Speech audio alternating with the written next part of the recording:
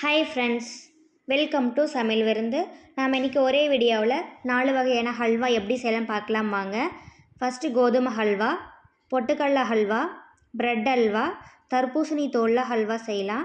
வீடியோக்குள்ள போகிறதுக்கு முன்னாடி நம்ம சேனலை சப்ஸ்கிரைப் பண்ணிக்கோங்க, பெல் ஐக்கானை கிளிக் பண்ணிக்கோங்க. நாம் இன்றைக்கி ஃபஸ்ட்டாக செய்ய போகிறது கோதுமை ஹல்வா. சிம்பிளாகவும் சீக்கிரமாகவும் எப்படி செய்யலாம் பார்க்கலாம் வாங்க. ஒரு பாத்திரத்தை எடுத்துக்கலாம். அதில் 1 கப் அளவு கோதுமை மாவு எடுத்துக்கலாம். 1 கப் அளவுக்கு 1/2 கிலோ அல்வா கிடைக்கும். அதுக்கு 4 கப் அளவு தண்ணி தேவைப்படும். ஃபஸ்ட்டு 1 கப்பு ஊற்றிட்டு ஃபோர்க்கு வச்சு நல்லா மிக்ஸ் பண்ணி விட்டுக்கலாம். ஒட்டுக்கா 4 கப் ஊற்றினோம்னா கெட்டி விழுந்துடும். அதனால் ஒவ்வொரு கப்பாக ஊற்றிட்டு மிக்ஸ் பண்ணி எடுத்துக்கலாம்.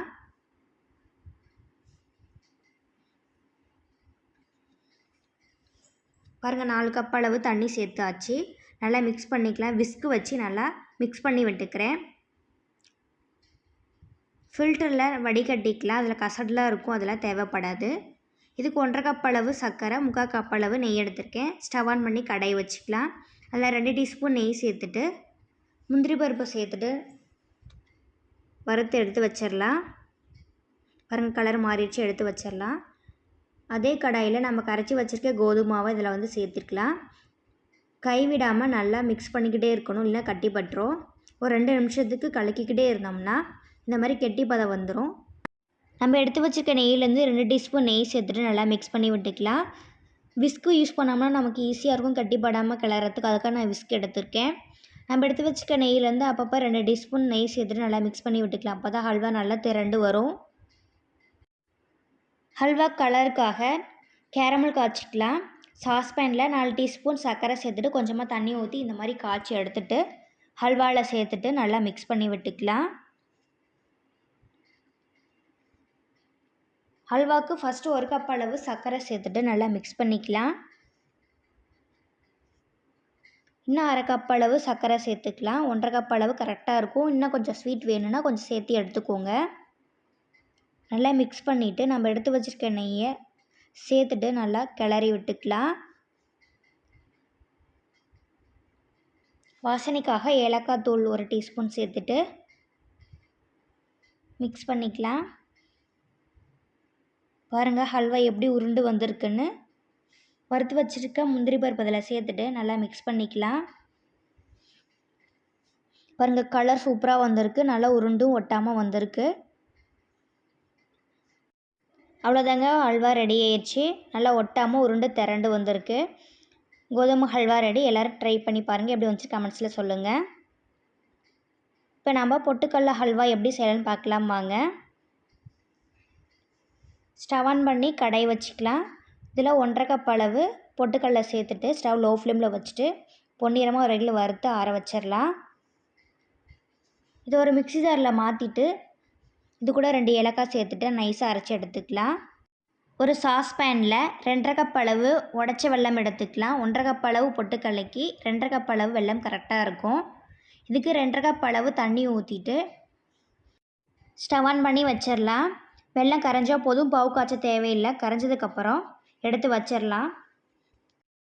ஸ்டவ் ஆன் பண்ணிவிட்டு கடாய் வச்சுக்கலாம். 3 டீஸ்பூன் ரீஃபண்ட் ஆயில், 2 டீஸ்பூன் நெய் சேர்த்துக்கலாம். நம்ம அரைச்சி வச்சுருக்க பொட்டுக்கடலை மாவு இதில் வந்து சேர்த்துட்டு கைவிடாமல் நல்லா கிளறி விட்டுக்கலாம். நம்ம காய்ச்சி வச்சுருக்க வெள்ளை தண்ணியை வடிகட்டிட்டு ஃபஸ்ட்டு கொஞ்சமாக சேர்த்துட்டு நல்லா மிக்ஸ் பண்ணி விட்டுக்கலாம். ஒட்டுக்கா சேர்த்தோம்னா கட்டி பட்டுரும், அதனால் கொஞ்சம் கொஞ்சமாக சேர்த்துக்கலாம். வெள்ளை தண்ணி கொஞ்சம் கொஞ்சமாக சேர்த்துட்டு நல்லா மிக்ஸ் பண்ணி விட்டுக்கலாம். எடுத்து வச்சுருக்க எல்லா வெள்ளை தண்ணியும் சேர்த்துட்டு நல்லா மிக்ஸ் பண்ணி விட்டுக்கலாம். நல்லா விஸ்கு வச்சு பண்ணும்போது தான் கட்டி போடாமல் நல்லா வரும். நான் விஸ்கு எடுத்துக்கேன். 2 டீஸ்பூன் ரீஃபண்ட் ஆயில் ஊற்றிட்டு நல்லா மிக்ஸ் பண்ணி விட்டுக்கலாம். ஹல்வாவுக்கு வேறு எண்ணெய் நெய் சேர்த்து செய்யலாம். வெறும் நெய்லேயும் செய்யலாம், இல்லை எண்ணெயிலையும் செய்யலாம். உங்களுக்கு எப்படி வேணும் அப்படி செஞ்சுக்கோங்க. நல்லா உருண்டு வந்துருச்சு. கலருக்காக கேசரி பவுடர் சேர்த்துக்கலாம். இது ஆப்ஷனல் தான், வேணாலும் விட்டுருங்க. நல்லா மிக்ஸ் பண்ணி விட்டுக்கலாம். அவ்வளோதாங்க, நமக்கு அல்வா உருண்டு திரண்டு நல்லா வந்திருக்கு. எல்லோரும் கண்டிப்பாக ட்ரை பண்ணி பாருங்கள். அவ்வளோதாங்க, நமக்கு பொட்டுக்கடலை ஹல்வா ரெடி ஆயிடுச்சு. ட்ரை பண்ணிவிட்டு எப்படி வந்துச்சுன்னு கமெண்ட்ஸில் சொல்லுங்கள். பிரெட் ஹல்வா எப்படி செய்யலாம்னு பார்க்கலாம் வாங்க. ஈஸியாகவும் சிம்பிளாகவும் இருக்கும். ட்ரை பண்ணி பாருங்கள். நான் இன்றைக்கி 15 ஸ்லைஸ் ப்ரெட் எடுத்திருக்கேன். இதுக்கு 1 கப் அளவு சர்க்கரை, 2 டீஸ்பூன் நெய், முந்திரி பருப்பு எடுத்திருக்கேன். ப்ரெட்டு ஓரளவு கட் பண்ணிவிட்டு இந்த மாதிரி சைஸில் கட் பண்ணி எடுத்துக்கலாம். ஸ்டவ் ஆன் பண்ணிவிட்டு கடாயை வச்சுக்கலாம். இதில் எண்ணெய் சேர்த்துட்டு எண்ணெய் நல்லா காஞ்சதுக்கப்புறம் நம்ம கட் பண்ணி வச்சுருக்க ப்ரெட்டை அதை வந்து சேர்த்துக்கலாம். 2 பக்கம் நல்லா திருப்பி போட்டு நல்லா பொன்னிறமாக வந்ததுக்கப்புறம் எடுத்து பிளேட்டில் வச்சிடலாம். இதே மாதிரி நம்ம எடுத்து வச்சுக்க எல்லா ப்ரெட்டையும் எண்ணெயில் போட்டு பொரித்து எடுத்து வச்சிடலாம். நம்ம முந்திரி பருப்பு வறுத்து எடுத்துக்கலாம். ஸ்டவ் ஆன் பண்ணி கரண்டியை வச்சுட்டு 1 டீஸ்பூன் நெய் சேர்த்துட்டு நம்ம எடுத்து வச்சுருக்க முந்திரி பருப்பை சேர்த்துட்டு நல்லா பொன்னிறமாக வந்ததுக்கப்புறம் எடுத்து வச்சிடலாம். ஸ்டவ் ஆன் பண்ணிவிட்டு கடாயை வச்சுட்டு 1 கப் அளவு சர்க்கரை சேர்த்துக்கலாம். அதுக்கு 2 கப் அளவு தண்ணி சேர்த்துக்கலாம். 1 கப் அளவு சர்க்கரைக்கு 2 கப் அளவு தண்ணி கரெக்டாக இருக்கும். வாசனைக்காக 1 டீஸ்பூன் ஏலக்காய் தூள் சேர்த்துட்டு நல்லா மிக்ஸ் பண்ணி விட்டுக்கலாம். பாவு நல்லா காய்ச்சணுன்றதும் இல்லை, சர்க்கரை கரைஞ்சா போதும். சர்க்கரை நல்லா கரைஞ்சதுக்கப்புறம் பொரிச்சு வச்சுருக்க ப்ரெட் இதில் வந்து சேர்த்துக்கலாம்.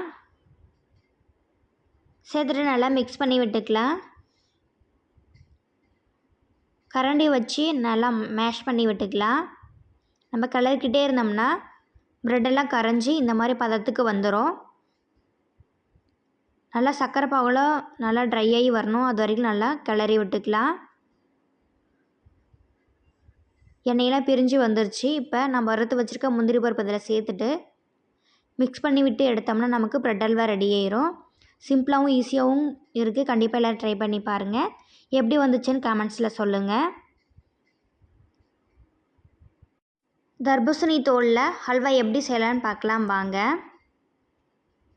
நான் இன்றைக்கி தர்பூசணி தோல் 4 எடுத்திருக்கேன். மேலே இருக்க பச்சை கலர் தோலை சீவிட்டு கை சுரண்ட கட்டையில் நல்லா சீவி எடுத்துக்கலாம். இதில் தண்ணி விட்ட மாதிரி இருக்கனால ஒரு துணியில் நம்ம சுரண்டி வச்சுருக்க இதை சேர்த்துட்டு நல்லா பிழிஞ்சு எடுத்துக்கலாம். இந்த மாதிரி எடுத்து வச்சுருக்க எல்லாத்தையும் பிழிஞ்சு எடுத்து வச்சிடலாம். இந்த தண்ணி நமக்கு தேவைப்படாது, இதுதான் நமக்கு யூஸ் ஆகும். ஸ்டவ் ஆன் பண்ணி கடாயை வச்சுக்கலாம். இல்லை 2 டீஸ்பூன் நெய் சேர்த்துக்கலாம்.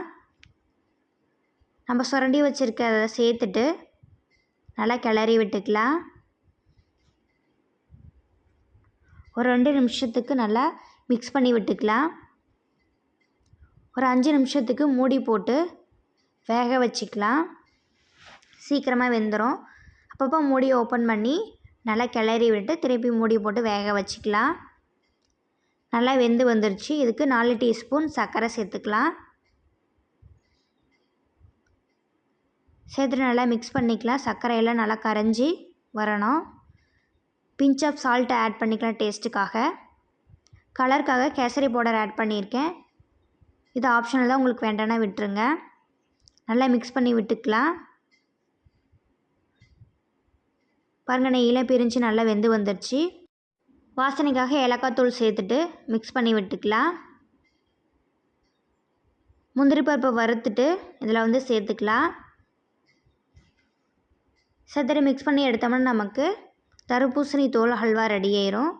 கண்டிப்பாக வீட்டில் ட்ரை பண்ணி பாருங்கள். வீடியோ பிடிச்சிருந்தா லைக் பண்ணுங்கள், ஷேர் பண்ணுங்கள், சப்ஸ்கிரைப் பண்ணுங்கள். தேங்க்யூ ஃபார் வாட்சிங்.